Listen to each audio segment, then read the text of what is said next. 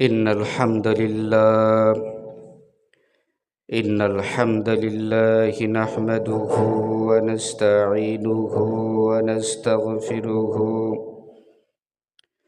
ونؤمن به ونتوكل عليه ونعوذ بالله من الشيطان الرجيم.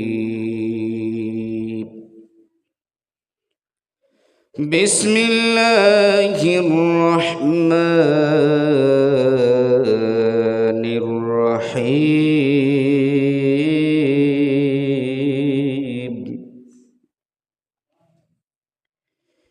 يا أيها الذين آمنوا كلوا من طيبات ما رزقناكم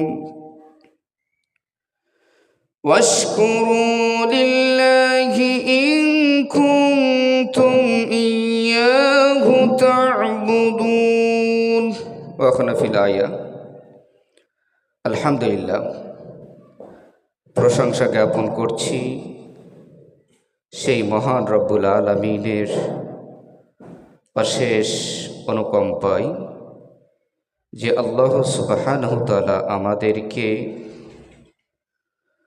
কল্যাণ TV 24 এর আলোকে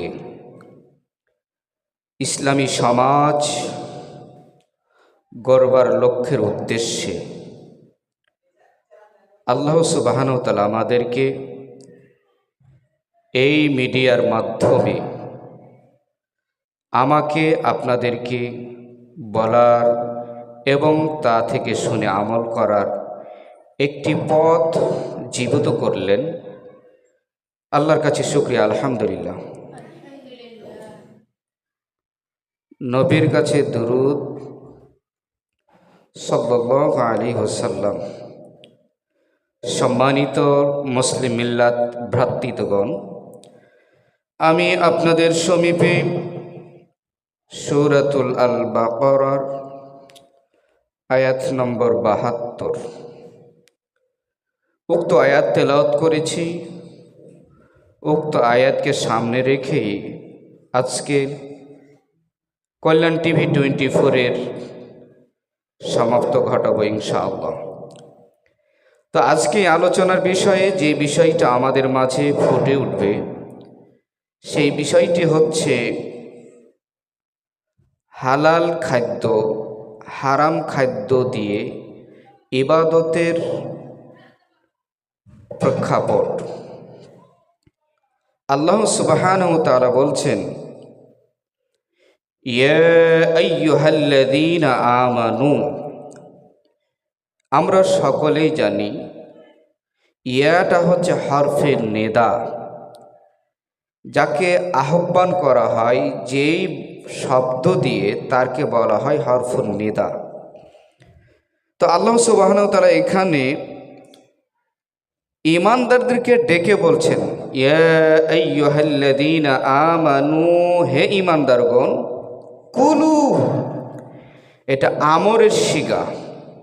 তিনি বলছেন তোমরা খাও, মিন তাইয়্যিবাতি, পবিত্রতা বস্তুসমূহ থেকে, মা রাযাকনাকুম, যেটা তোমাদেরকে রিজিক হিসাবে দেওয়া হয়েছে।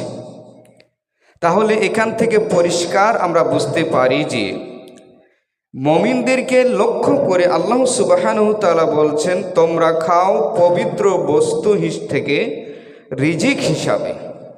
তাহলে পবিত্র বস্তু থেকে আমাদেরকে ভক্ষণ করতে হবে।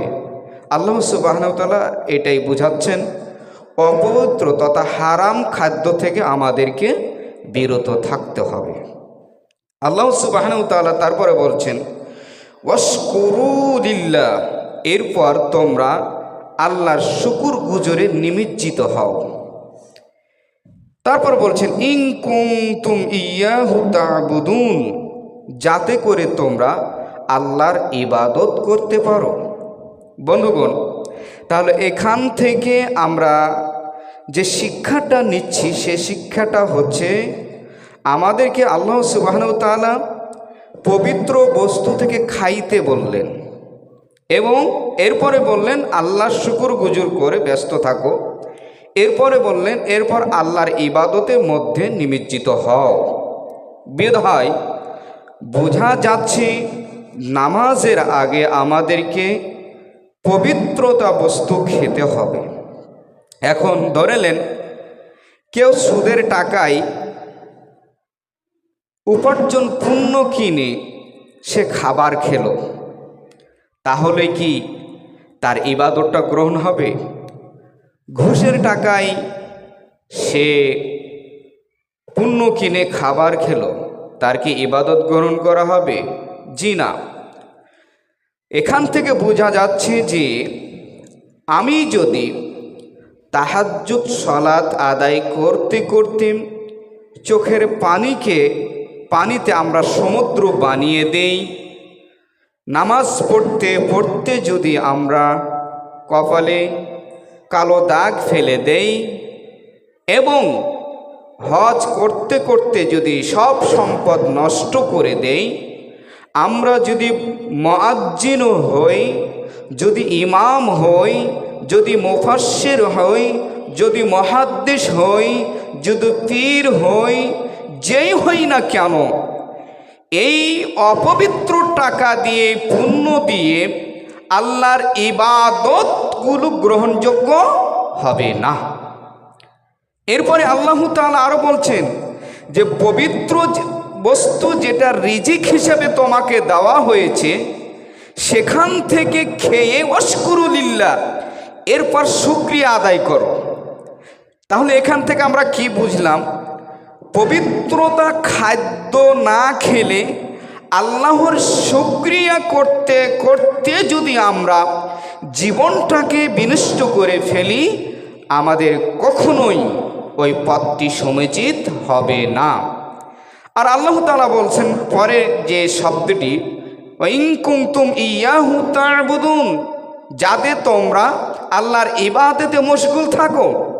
তাহলে আমি যদি মুহাদ্দিস হই, মুফাসসির হই, হাজি হই, গাজী হই, মুজাহিদ হই, মাদ্রাসার সেক্রেটারি হই, মাদ্রাসার সভাপতি হই, মসজিদের মুসল্লি হই, মুয়াজ্জিন হই, আল্লাহ বিরিত হই, আল্লাহর ওলি হই, যেই হই না কেন, সুদের টাকা, ঘুষের টাকা, মানুষের জুলুমবাজের টাকা, এই টাকাগুলো দিয়ে, অপবিত্র টাকা দিয়ে পুণ্য কিনে আমরা যদি ভক্ষণ করি আর এর সাথে যদি এই আল্লাহর শুকরিয়া, আল্লাহর জিকির আজকার ইবাদতে মধ্য থাকি, সিজদা করতে করতে কপালে যদি কালো দাগ ফেলে দেই, এই ইবাদত গ্রহণযোগ্য হবে না।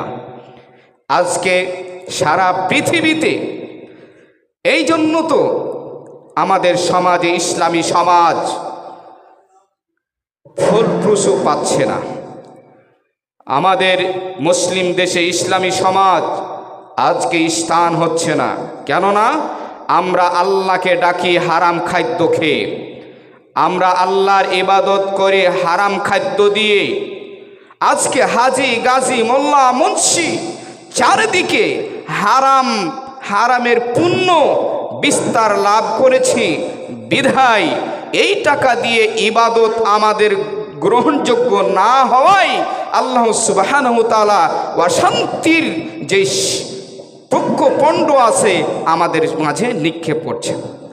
সম্মানিত দর্শক মণ্ডলী, এই জন্য আপনাদের উদারত আহ্বান জানাচ্ছি, আমরা সকলেই হারামকে বর্জন করি, হারাম বর্জন করে হালাল উপার্জন করে আমরা আল্লাহর শুকরিয়া ইবাদতে, আল্লাহর পথে আমরা আসি। আশা করি আল্লাহ আমাদের ফলপ্রসূ করবেন। আল্লাহ তাআলা সবাইকে আমল করার তৌফিক দান করুন। আল্লাহুম্মা আমিন। আসসালামু আলাইকুম ওয়া রাহমাতুল্লাহি ওয়া বারাকাতুহু।